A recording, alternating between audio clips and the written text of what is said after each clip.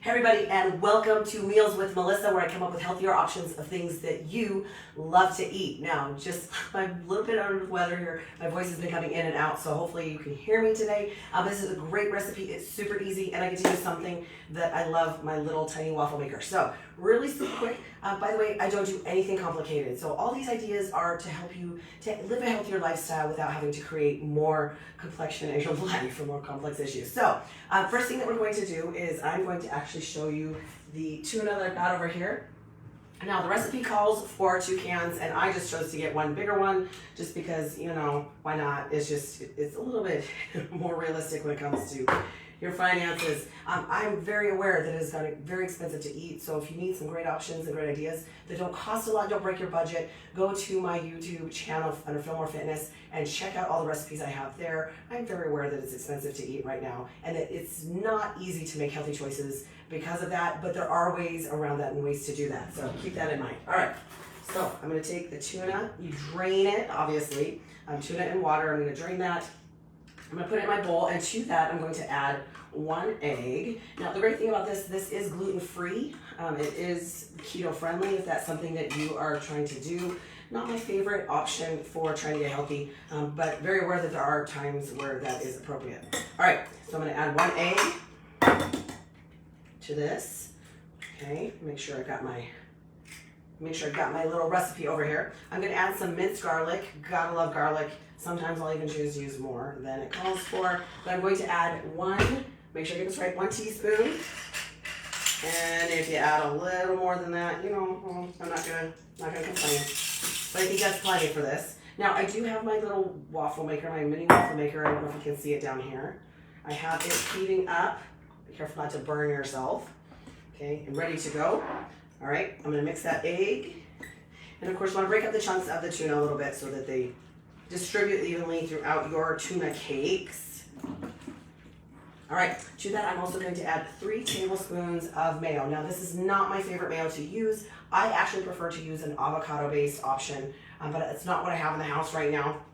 You have to learn to read ingredient labels. A lot of times you don't start to realize that even the things you think are semi-healthy or decent options, like, I don't know, light mayo, that it's not as healthy as you think it is. But that is what I have in the house, and that's what I'm gonna use today. So I'm going to do 3 tablespoons.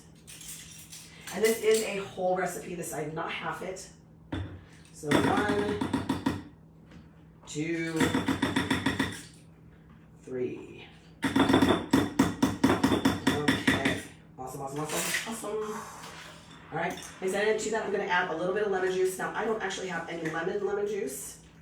So I'm going to add a little bit of just actually juice from a lemon, because that is my option today. So I'm gonna add real lemon juice to that little concoction there. Great. To that I'm also going to add some pork rinds. Now, again, I told you it was gluten-free. So what we're gonna do with this is we're going to, instead of using breadcrumbs, which a normal, like a crab cake or something would use, we're going to actually use some pork rinds that I've already processed in my little food processor. So about a 1/4 cup, I'm gonna add that.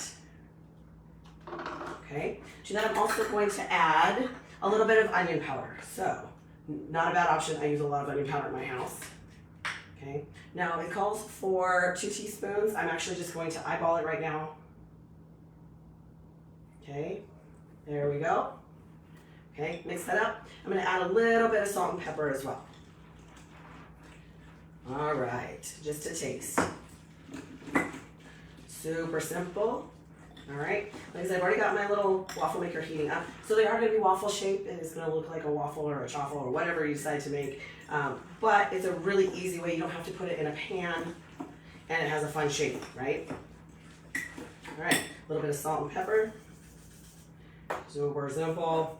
All right, so now that I've got my waffle ready to go, my waffle iron, I'm going to use my little scoop. That way I can get my options fairly even. Now this does say that it makes 8 servings, so keep that in mind. I'm actually going to double dose it before I close it. Using a little bit, again, not my favorite. I'm using spray. You could also use melted butter, a little bit of coconut. Coconut oil is great because it has a higher smoking point, so it doesn't burn. But for today, just for convenience, that's what I'm using. All right, So I know you can't see it in the picture. Oh, maybe you can. Right there. Okay, there we go. Actually going to put a couple of scoops and close it and let it do its thing. Like I said, it makes 8 servings, so, and you can make these in advance. I still heat them up a little bit. I think they're going to be best fresh, but you can serve it with a little bit of some sort of a dill dressing. Yeah, it just sounds, or a little bit of lemon. It just, yeah, sounds amazing. I love all seafood. So you talk about crab cakes or lobster cakes or you name it, I'm in, right? All right, let me grab a little plate real quick. We'll serve it all pretty.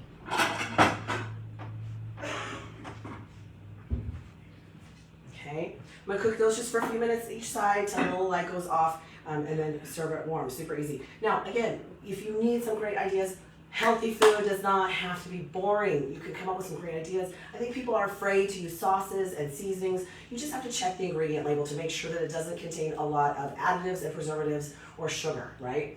Be aware that you're looking also for things like soybean oil, vegetable oil, things, any sort of oil that's been processed with chemicals is probably not your best option. You want healthier options when it comes to whatever the ingredients are. All right, I'm gonna use my fork to help flip that out just a second here. It smells good.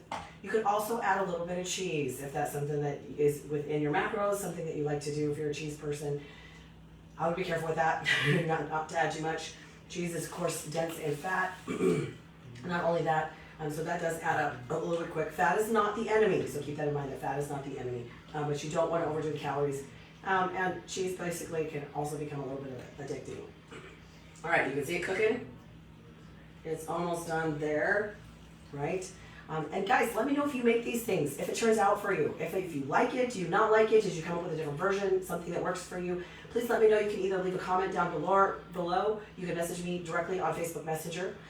Also, if you're watching this on YouTube, don't forget to hit the like button and the subscribe button, the notification bell. That way you know anytime something new has been posted. So, all right, let's check this out. Oh, that looks pretty good.